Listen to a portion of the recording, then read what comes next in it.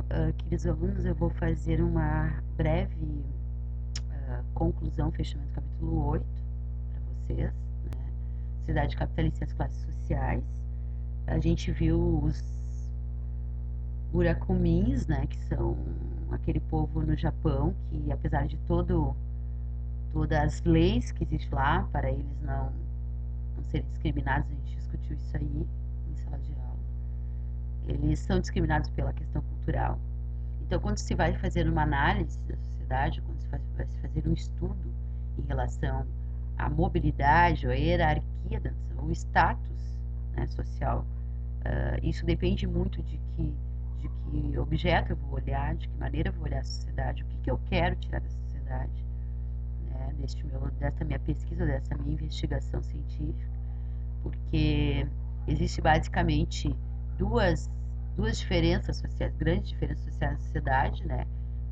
Por um lado, aqueles que detêm o poder econômico, que são as pessoas que têm dinheiro, propriamente dito, e aqueles que detêm a qualidade social. Por exemplo, tem pessoas que podem ter um volume extremo de terras, mas não têm grana, né? O dinheiro deles está na terra. Então, isso não significa que ele tem um determinado status social. Enquanto que uma pessoa que pode ser que não tenha tantas terras, pode ter ganhado na loteria, por exemplo, e ter um status enorme na sociedade. Então, aquele caso que aconteceu do índio, né, em Brasília, que foi bem divulgado, de meninos de classe média alta, filhos de senadores e advogados de Brasília, que acabaram colocando fogo no índio, né, vivo. Então, o que eles consideraram, na verdade? Isso tem no texto de vocês, né? Eles consideraram que isso fica claro que eles cometeram esse crime, né? O autor coloca aqui bestial, aliás, porque pensaram que eles eram mais humanos do que o índio, né? Então, dentro dessas questões, dessas diferenças sociais, fica bem claro que, apesar de que a gente ainda não está mais no regimento estamental, que é o sistema que existia na Idade Média, por exemplo, de reis e servos, né? Então, tu é servo, tu vai sempre ser servo. Apesar de que isso exista ainda na Índia, apesar de que já foi abolida a questão das castas na Índia, já na década de 70, né? Fica claro que ainda existe esse preconceito. Então, o processo cultural, ele é muitas vezes muito mais relevante e tem muito mais poder sobre, né, o andamento da sociedade, como que as pessoas vão se tratar, digamos assim, né, hierarquicamente falando, do que propriamente o que está muitas vezes na lei, né? Então, as classes sociais, na verdade, elas são um indício, né, ou um ponto inicial, digamos assim, para os sociólogos e para os estudiosos da sociedade, ter uma base para saber como funciona realmente aquela sociedade. Claro que se a gente pegar de forma superficial, por exemplo, no Japão, a gente vai dizer, não, no Japão os caras estão lá bem estruturados, eles têm um nível de vida de primeiro mundo, lá não existe discriminação, e ao contrário do que a gente viu com os Burakamins, né, a gente entende hoje, através dessa nossa visão, então, mais aprofundada, digamos assim, ou mais sociologicamente aprofundada, que esses caras, infelizmente ainda, devido ao preconceito social dentro da sociedade japonesa, eles sofrem um grande impacto, né, uma grande discriminação, tanto que eles têm uma associação deles lá, propriamente dita, que eles tentam romper com esse preconceito, com esse senso comum, né? Então, as classes sociais, elas, na verdade, elas expressam toda a estrutura, as diferenças, né, que existem na sociedade, né? Mas há que se interpretar bem o que é o conceito de classe, né? Como vocês têm no início do capítulo, classe, né, pode ser alguém que tenha classe, né? Classe política, classe dos professores, na verdade, isso é o senso comum, né? Só sociologicamente falando, classe ela é, na verdade, uma hierarquização, né? Ela segmenta os grupos sociais, na verdade, né? Então, há duas digamos assim, maneiras de pensar a questão das classes, né? De um lado, nós temos o processo de produção, que seria, digamos, o grande primeiro grupo, né, digamos assim, de diferenças na estratificação social, que seriam os proprietários de terra, a burguesia industrial financeira, que seriam os grandes bancos ou as grandes indústrias, né? E dentro desse primeiro grupo, então, a capacidade, né? Vamos supor, eu sou a gerente, eu ganho mais do que o operário padrão, né? Então, ou o pequeno burguês, que nem caiu naquela questão do questionário de vocês, né? O pequeno burguês, na verdade, ele pode ser considerado melhor do que o operário, mas não necessariamente. Às vezes ele está investindo no pequeno comércio dele, ele está, às vezes, devendo muito mais do que o operário padrão. Às vezes, um operário padrão está lá ganhando seu, digamos, mísero salário mínimo, ou 2 ou 3 a mais salário mínimos, e ele tem um padrão de vida, às vezes, mais estável e mais seguro do que aquele cara que está lá com uma lojinha, com um mercado, com um mini mercado, né?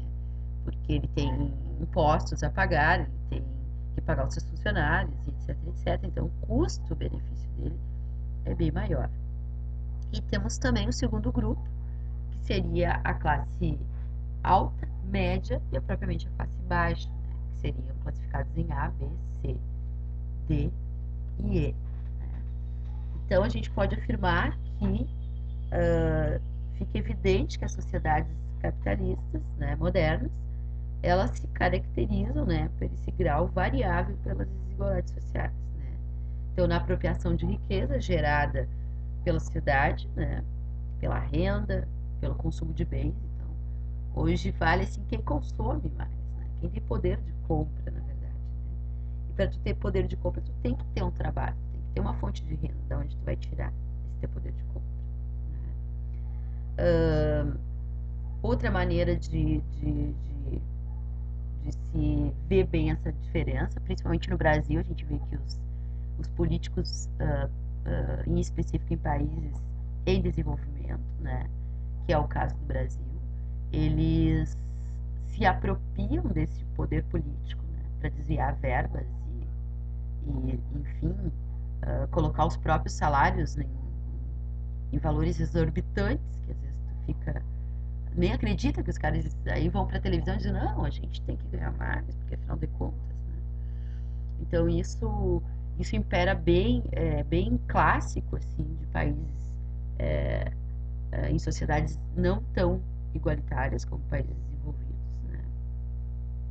Então as decisões políticas, então elas têm muito peso, né, dentro desse processo de hierarquização e mobilidade social, não que tu não possa um dia ser um político, né? Mas tu provavelmente, se tu for um político num país em desenvolvimento, ou tu vai ter que compactuar com o que a grande maioria está fazendo, e que a grande maioria é corrupta dentro de um país como o Brasil, por exemplo, que a gente cansa de ver agora, com a questão da entrada de um partido de esquerda e talvez tenha amenizado, de certa forma, apesar de ter aparecido grandes roubalheiras, mas essas pessoas estão indo à justiça, estão sendo punidas, né?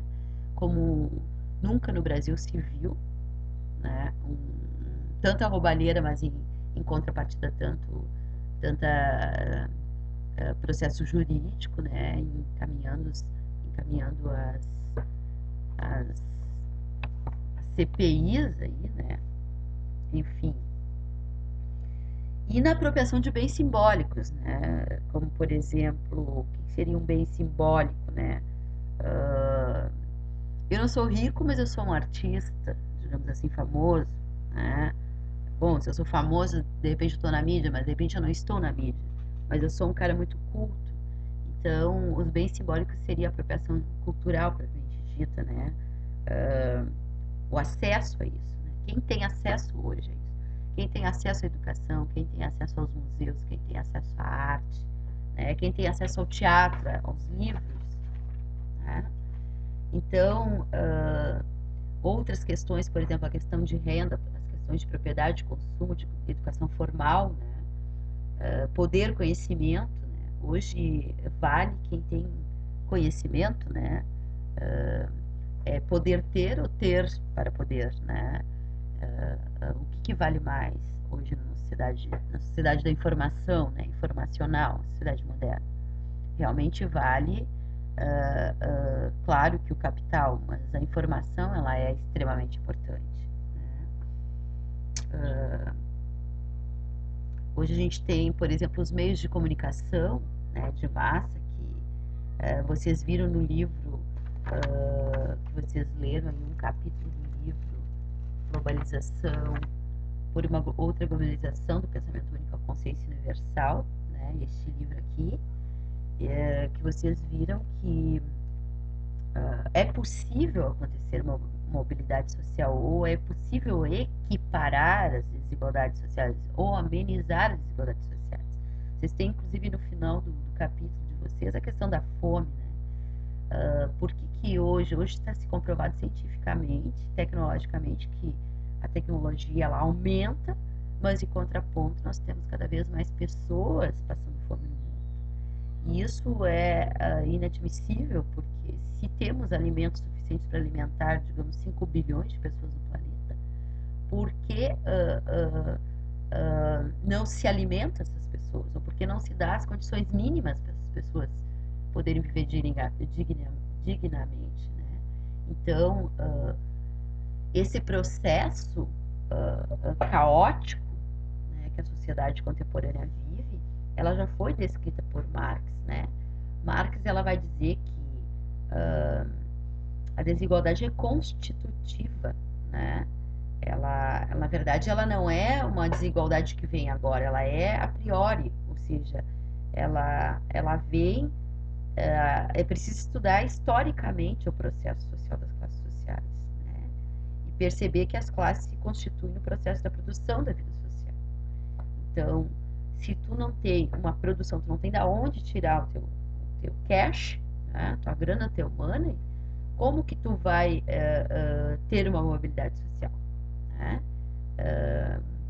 O processo ele é realmente histórico, né? Esse processo das classes sociais, segundo Marx. Então, para Marx, a estrutura das classes na sociedade capitalista é o próprio movimento interno dessa estrutura. Então, há que se, segundo ele, há que se mudar este movimento interno social para poder transformar, né? A transformação social ela só vai acontecer sendo o antagonismo entre a burguesia e o proletariado a base da transformação social.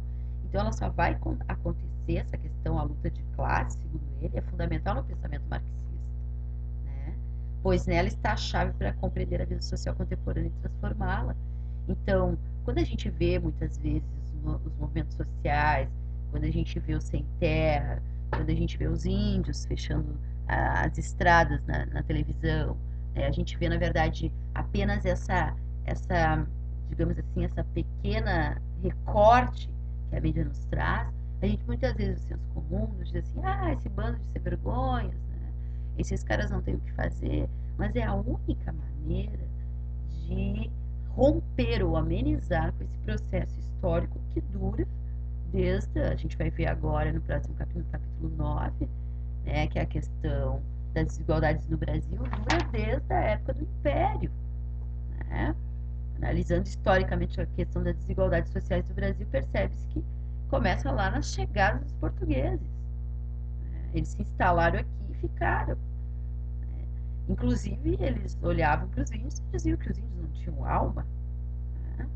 Então, dos meados do século XIX, né, quando já se previa o fim do trabalho escravo até o início do século XX, começou a questão da imigração dos alemães, né, vindos, fugidos aí do Hitler, da Segunda Guerra Mundial, dos portugueses, eles ganharam as terras, né? Eles ganharam, seriam as sesmarias, né? Seriam imensidões, seriam grandes fazendas enormes, né? Que até hoje as famílias tradicionais do Brasil estão ainda nessas terras, né? De geração em geração, né? À medida que a sociedade brasileira foi se industrializando e se urbanizando, né? Novos continentes populacionais foram chegando nas cidades. Só que isso vai começar a gerar as primeiras favelas, né? Os primeiros cortiços. Isso na década de 50, por exemplo. Então, as pessoas que trabalhavam na terra, por exemplo, né? Foi abolida a escravidão, eles saíram com a mão na frente, sim, estamos livres. Mas e agora? E a indenização pelos anos de trabalho, né? E aonde eu vou morar? O que adiantou se abolir? Na verdade, a abolição da escravatura ela foi forjada, né, por uma onda que vem vindo da Europa industrializada, que chega no Brasil, e com essa industrialização não se tem mais por que se ter um trabalho escravio. Se precisa ter agora um trabalho assalariado, né? E este trabalho assalariado, então, vai gerar o caos social, que vai se agravar até a contemporaneidade, até a atualidade, né? Cada vez mais infla-se mais as favelas no mundo inteiro, e não é só no Brasil, né? Não é só na favela da Rocinha, do Vidigal, né? Não é só aqui em Porto Alegre, ou provavelmente nas periferias das pequenas cidades, como Itaquara. Há que se vê que na China se tem as periferias, há que se vê no Japão se tem as periferias, nos Estados Unidos se tem bairros extremamente negros, né? Temos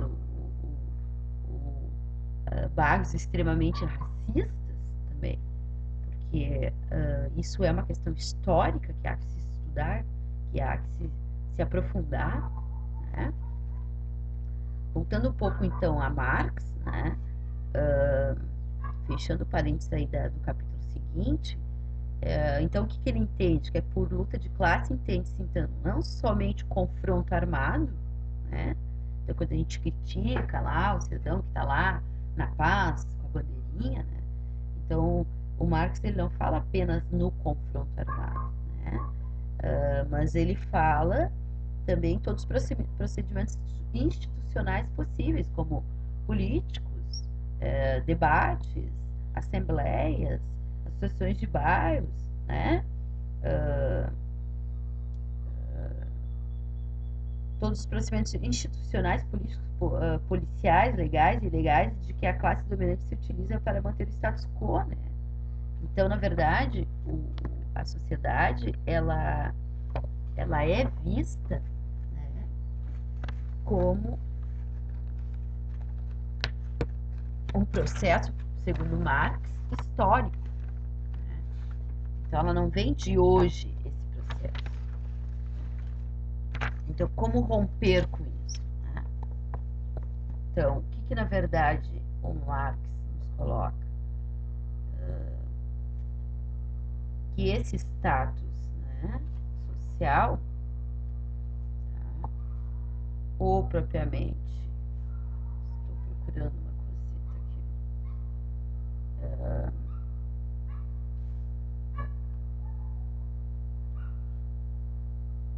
aqui, esses regimes então institucionais, né, eles vão gerar o quê?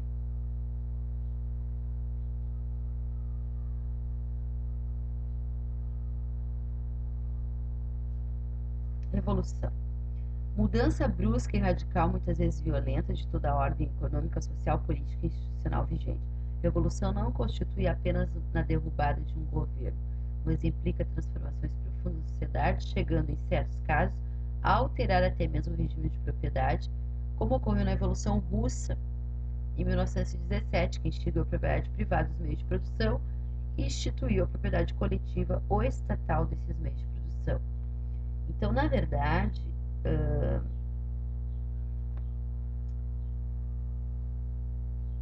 a revolução, ela não significa propriamente armada, segundo Marx, né? Essa luta, diz ele, se desenvolve no modo de organizar o processo de trabalho e distribuição diferentemente da riqueza gerada pela sociedade, nas ações dos trabalhadores do campo e da cidade, orientadas para diminuir a exploração e a dominação, e na formação de movimentos políticos para mudar a sociedade, no que ela tem mais de injusto e degradante, né?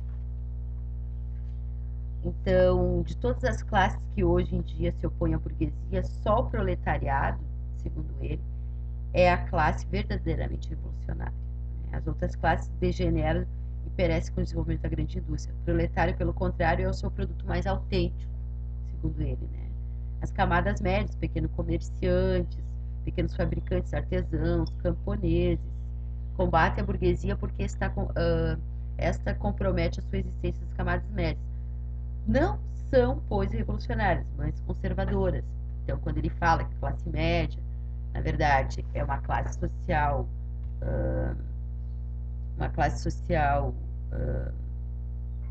instável, que fica em cima do muro, ele fala nesse sentido, né? Nesse sentido de que elas não são, então, o pequeno burguês, né? O cara, o microempresário e tal, porque ora ele defende a burguesia e ora ele defende o proletariado, né? Então, na verdade, ele chama essas classes, né, o pequeno burguês, na verdade, ele chama de reacionárias, né, e não revolucionárias, né, pois pretende fazer girar para trás a roda da história. Né. Quando se torna revolucionário, se dá em consequência de sua iminente passagem para o proletariado. Então, o que acontece quando a classe média, na verdade, ela se torna, em vez de reacionária, ela se torna revolucionária, né? Quando ela quebra, né? Quando o pequeno burguês começa a ser pressionado, né? E de certa forma é o que está acontecendo hoje no mundo, né? As grandes multinacionais estão fazendo grandes fusões. Hoje tu tem a Claro TV com a Embratel, tu tem várias empresas se fundindo, e na verdade essas empresas, o que elas fazem? Elas oprimem o pequeno burguês, empurram ele contra a parede, né? E deixam que ele fique sem saída, sem opções de saída, né?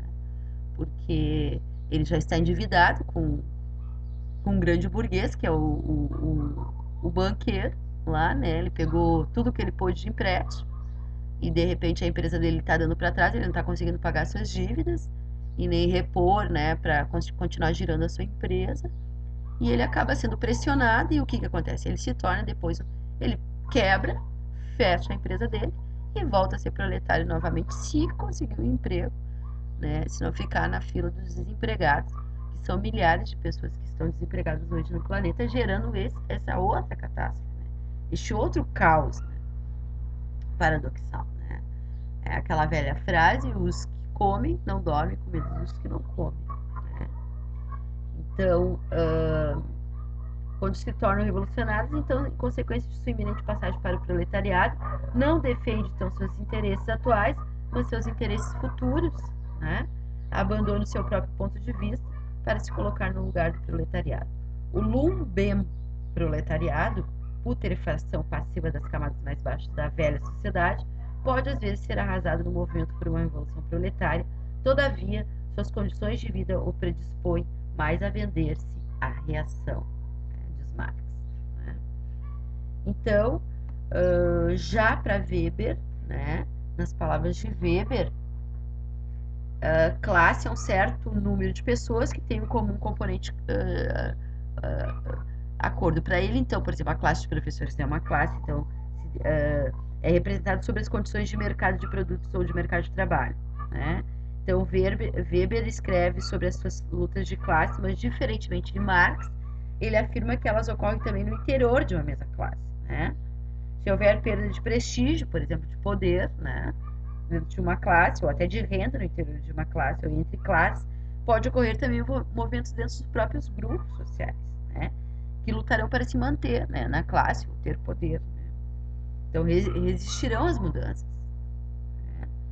Ele não vê a luta de classes como o motor da história, né, mas como uma das manifestações para a manutenção do poder, renda ou prestígio em uma situação histórica específica, né. Essa perspectiva, diz ele, permite entender muitos movimentos que aconteceram desde a antiguidade até hoje. Tá? Então, para Marx, né, a estratificação social em uma sociedade parte da distinção entre as seguintes dimensões: econômica, social e política. Na econômica, a quantidade de riqueza, né, que a pessoa tem.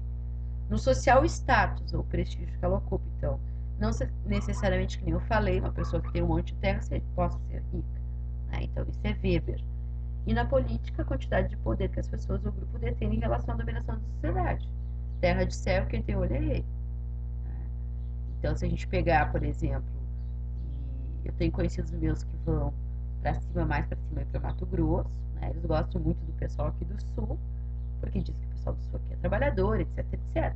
Né? Mas a gente sabe que a educação, se tem mais acesso à educação, se tem mais acesso à saúde, a qualidade de vida do sul do país, do extremo sul, Paraná, Santa Catarina e Rio Grande do Sul, são estados que estão, digamos assim, tirando, lógico, o Grande São Paulo e Rio de Janeiro, né, com todos o caos de uma grande megalópole, mas sabemos que nós aqui no Rio Grande do Sul temos mais acesso ao que chamam que nós falamos ali de os chamados bens simbólicos, né? Que temos acesso à educação, a teatro, né? A dança, a livros, a cinema, etc. Então, quando a gente vai, os gaúchos, propriamente dito, ou os sulistas, propriamente dito, vão para o centro-oeste do país, né? Ou para o norte do país, onde o acesso à educação é mais restrito, né? Está mais abandonado, até por uma questão histórica também, né?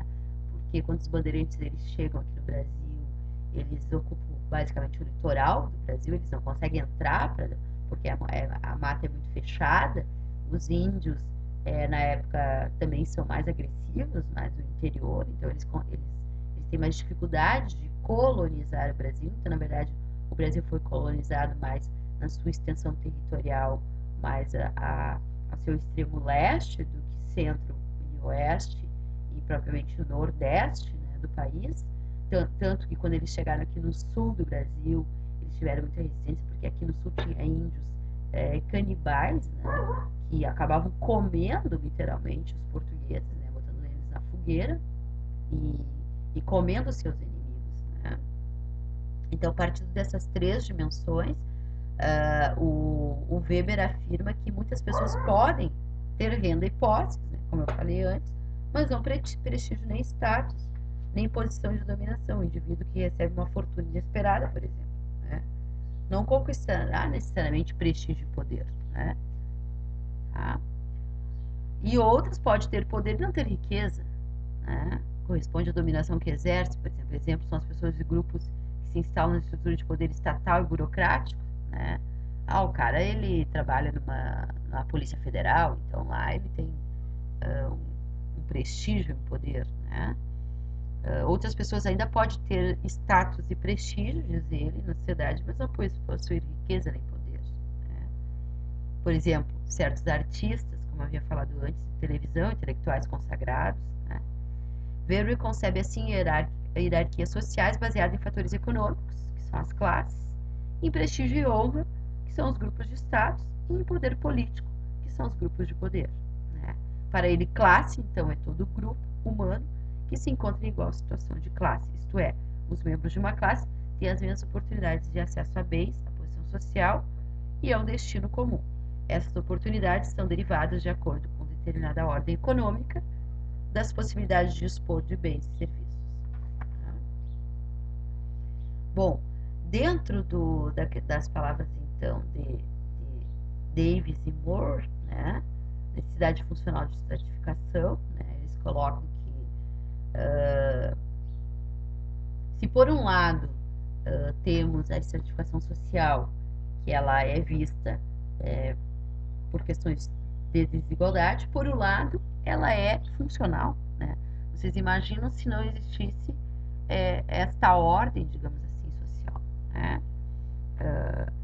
Há um conjunto de autores de sociologia desenvolvidos nos Estados Unidos que caracterizam a sociedade moderna como desigual, mas declaram que há possibilidade de assistência social, né? Como as oportunidades oferecidas aos indivíduos. Então, há que se dizer, o cara lá também não trabalha, porque não quer nada com nada de nada. Talvez ele tenha menos facilidade de acesso ao trabalho, mas ele pode, isso não significa que ele não possa crescer, né, ascender, né? Então, alguns aproveitam as oportunidades e outros não, segundo alguns autores, né? Tendo êxito ou não, né? Para esses autores, entre os quais Kingsley, Davis e Wilter e Moore, as desigualdades materiais não são necessariamente negativas, né? Elas podem ser positivas para a sociedade, porque elas geram também interesses de conflito, elas geram uma competição saudável, digamos assim, né? E elas geram também as inovações técnico-científicas, né? Novas alternativas. Então, o capitalismo só é dinâmico porque é desigual, né? Então, ironicamente falando, né? Então, realmente, se não há desigualdade, que graça teria se todos nós tivéssemos todos os carrões? Bom, não teria nem planeta suficiente para produzir tantos carrões, tantas televisões, tantas roupas caríssimas, né? Então, o capitalismo ele é dinâmico porque é desigual. E todas as políticas que se propõem a igualdade de condições levam os indivíduos a não lutar por melhores posições, reduzindo a competição entre eles. É o que aconteceu na velha Rússia, na velha União das Repúblicas Soviéticas, né? Tem um professor da faculdade que, indo na época que a Rússia era socialista, visitar, né? Foi para um congresso lá e,